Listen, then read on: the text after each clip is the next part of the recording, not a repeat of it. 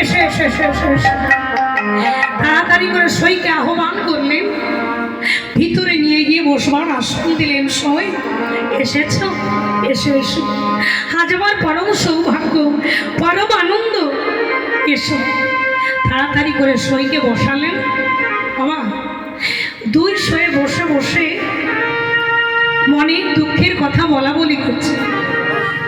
আর কৃষ্ণ গোপাল মায়ের কোলে বসে আছে। মা তো গোপালকে কোলে নিয়ে বসে বসে দুই সই গল্প করছে। কিন্তু মা দুষ্টু গোপাল তো মায়ের কোলে থাকবে না। গোপাল মায়ের কোলে বসে বসে ছটফট করছে। বাচ্চারা চুপ করে কোলে থাকে, চুপ করে কোলে, মা তো কোলে নিয়ে বসে গল্প করছে, মা তো মাটিতে নামাচ্ছে না, মা কোলে নিয়ে বসে আছে। কিন্তু গোপাল তো মায়ের কোলে থাকবে না। আমার গোপাল তো মায়ের কোল থেকে নামবে, কিন্তু মা তো নামাচ্ছে না। মা গল্প করছে যে চতুর চূড়ামণি তো একটু মুচকি হেসে নিলেন। মায়ের বদনের দিকে তাকিয়ে মুচকি হেসে গোপাল মনে মনে বলছে, মা তুমি তো আমায় নামাচ্ছ না, দেখি তুমি আর কতক্ষণ আমায় কোলে ধরে রাখতে পারো। বাবা কি করেছি জানো? মায়ের গলায় ছিল খুব মূল্যবান একটি হার। তাহলে মায়েরা বলবে সোনার হার? আরে বাবা সোনার তো অনেক দাম, যেটাকে বিশেষ করে মায়েরা মেয়েরা খুব মূল্যবান বলে অঙ্গে ধারণ করি, তাই না? মানে সোনাটা আমাদের কাছে হচ্ছে খুব মূল্যবান। তাই একটু সোনা গহনা না থাকলে ভালো লাগে না, বিশেষ করে যদি একটা হার না থাকে। কিংবা একটু সোনার হারের সবার শখ হয় না? একটু হয়। মায়েদের যদি এক গাছা সোনার হার না থাকে ভালো লাগে না। তা যশোমতীর মায়ের গলায় ছিল সোনার হার নয় গো, সোনার চেয়েও অনেক অনেক মূল্যবান বস্তু। সেটা কি? সেটা হচ্ছে গজমতির হার। গজ মানে কি? হাতি। বলছেন শত শত হাতির মধ্যে একটা হাতির মুক্ত হয়, আর সেই রকম মুক্তের হার ছিল মা যশোমতীর গলায়। তাই বল, তাহলে বুঝতে পারছেন তো সেটা কত মূল্যবান। হ্যাঁ, সেই গজমতির হার ছিল মা যশোমতীর গলায়। এখন ওই দুষ্টু কত মোটেও ভালো নয়, একেবারে এক নম্বরের দুষ্টু। হ্যাঁ, তার দুষ্টু কি করেছে জানেন? ওই দুষ্টু গোপাল মুচকি হেসে মায়ের ওই মূল্যবান গজমতির হাতটা চেপে ধরেছে।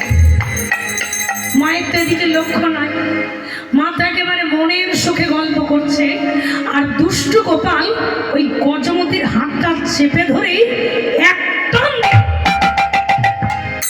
ছিঁড়ে ফেলেছে। সেই টান দিয়ে ছিঁড়ে ফেলেছে, মতিগুলো সব ছড়িয়ে গেছে। হরি বল, হরি বল,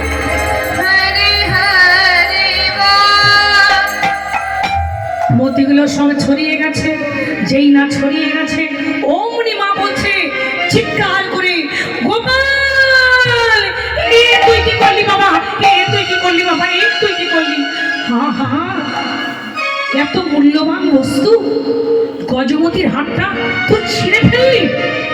যেই হার ছিঁড়ে গেছে অমনি মা বলছে নাম নাম নাম নাম নাম। হার ছিঁড়ে গেছে, অমনি বলছে নাম নাম। তাড়াতাড়ি করে নামিয়ে দিয়েছে। ওই যে মতিগুলো সব ছড়িয়ে গেছে, মা তাড়াতাড়ি করে এইবার অঞ্চল পেতে মা গজমতি কুড়াইছে। মা গজমতি কুড়াইছে, গজমতি কুড়াইছে, গজমতি কুড়াইছে, গজমতি কুড়াইছে। কৃষ্ণমতি নামাইয়ে গজমতি কুড়াইছে। কৃষ্ণমতি নাম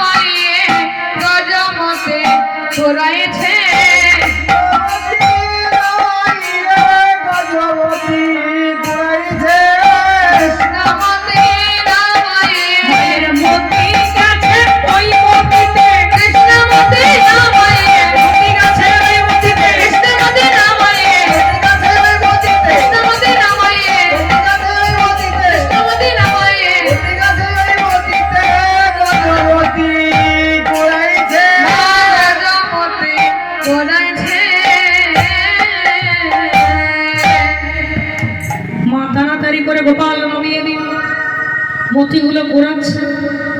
এইবার দুষ্টু গোপাল দেখলো মায়ের তার আমার দিকে লক্ষ্য নাই, মায়ের মতি চলে গেছে মতি দিকে। অমনি দুষ্টু গোপাল কি করলো, হামা দিতে দিতে যাচ্ছে। রাধারানী তখন ঘরের এক কোণে শয়নে আছে। এবার দুষ্টু গোপাল হামা দিতে দিতে গিয়ে রাধারানীর কাছে গিয়ে আমার গোবিন্দ কি করলেন, নিজ করে দ্বারা রাধারানীর গলাটা জড়াইয়ে ধরলেন। জড়ায়ে ধরে রাধারানীর গলা দুটি জড়িয়ে ধরে আমার রাধারানীর কানে কানে আমার শ্রী গোবিন্দ বললেন, রাধে গো রাধে গো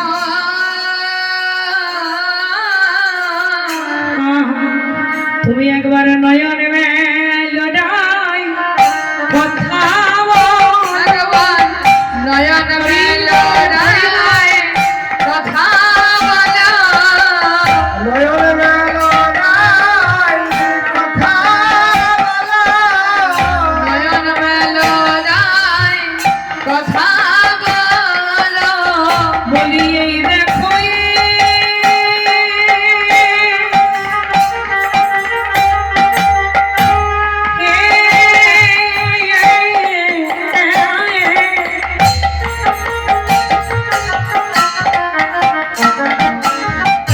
এসেছি আমি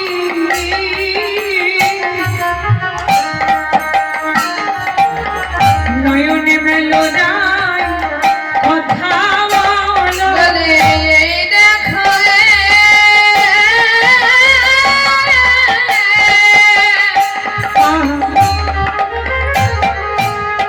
এসেছি আমি, তুমি নয়ন মেলো রায় কথা বলো। গানে গানে বলছে প্রেমময়ী, এই দেখো এসেছে। হবা গোবিন্দের অঙ্গ যেই পরশ পেলেন না ধারানি, পরশমণির পরশে যেমন লোহা সোনা হয়ে যায়, তদ্রূপ ওই কৃষ্ণ পরশমণির পরশ যেই না রাধারানী পেলেন, রাধারানী বললেন, শ্যামলা যেমনি আমি বধুর অঙ্গ পরশে পেলাম, আমি নয়ন মেলে আমার বধূ দর্শনে করলাম। প্রথমে নয়নে মেলে যখন আমি আমার গোবিন্দের দর্শন করলাম, আমার গোবিন্দের দর্শন করিলাম। ওই রূপে দেখবা মাত্র রাধারানীর প্রতিজ্ঞা ছিল মা, যে প্রাণনাথ আমি যতক্ষণ না তোমার ওই চাঁদ বদন দর্শন পাবো ততক্ষণ এই নয়ন আমি মেলব না। এটা প্রতিজ্ঞা ছিল, আমি তখনই নয়ন মেলবো, আমি নয়ন মেলে যেন তোমার চাঁদ বদনটা দেখতে পাই। তাই ওই কৃষ্ণ পরশমণির পরশে এমনি পেলাম, অমনি আমি নয়ন মেলে আমার বধূকে দর্শন করলাম। সখী রে, আমি গোবিন্দের দর্শনে করে কি করলাম জানিস? কি করিলাম আমার দেহ মন প্রাণ আমি সেই দিন আমি ওই চরণে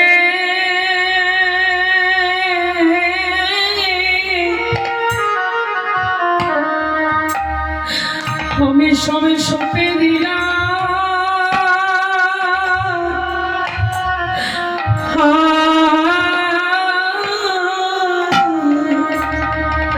আমি ওই চরণে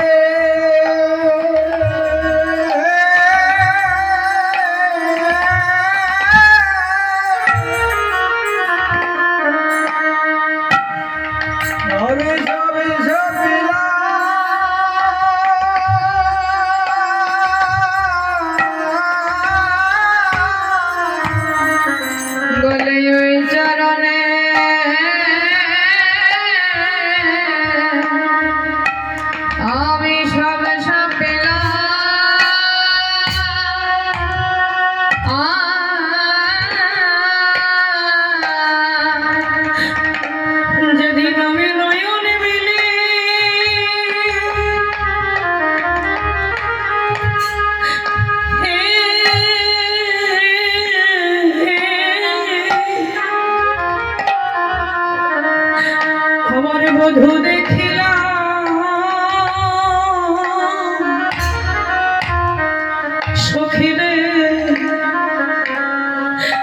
সেই দিনে হতে আমি ওই চরণে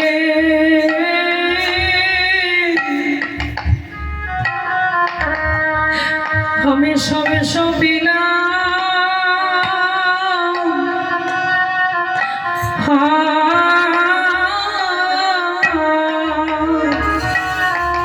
যেদিন আমি নয়ন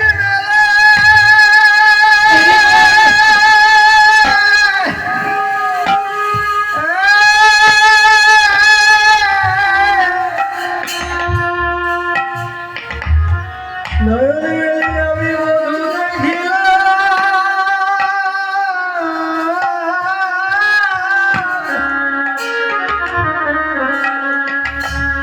সেদিন আমি মধুর চরণে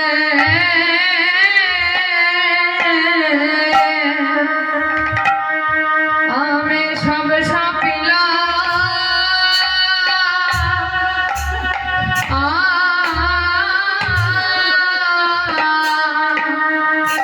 যেদিন নয়ন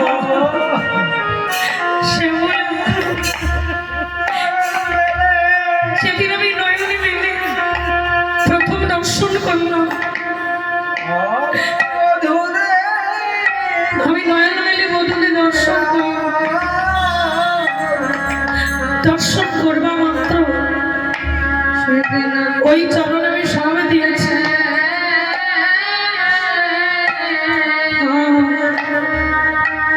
আমি সব সাপিলাম হরি বল হরি বল।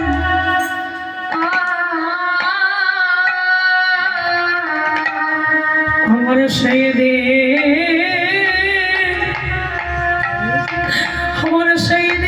হতে সেই দিনে হতে আমার ভালোবাসা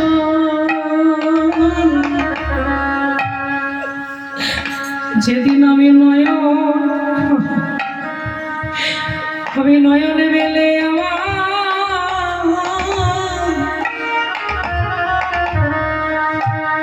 আমার বধূ দেখিলাম। সেই দিন হতে মানুষ বলি সেদিন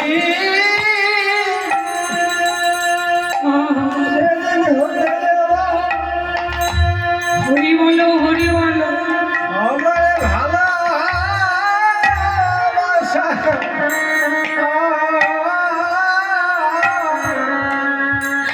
যেদিন আমি নয়নে মেলে আমার বধূ দেখিলাম। সেই দিন হতে আমি ওই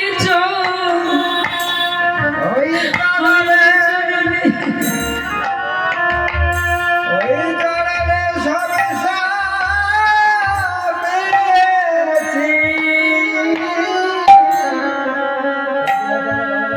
বলে সেই দিন হতে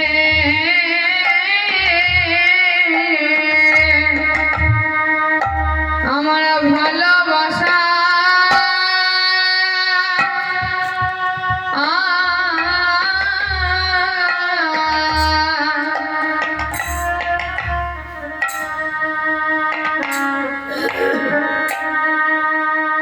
সেদিন প্রথম দর্শন করলাম।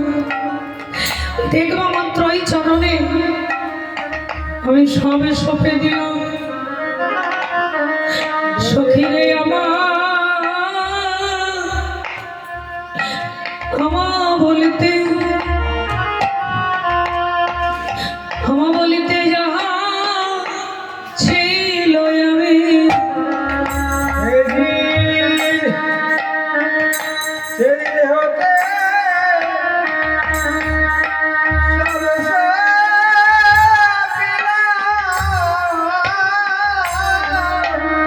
সখীরে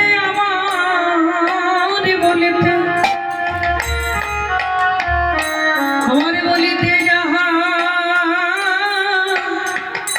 ছিল আমি কইছ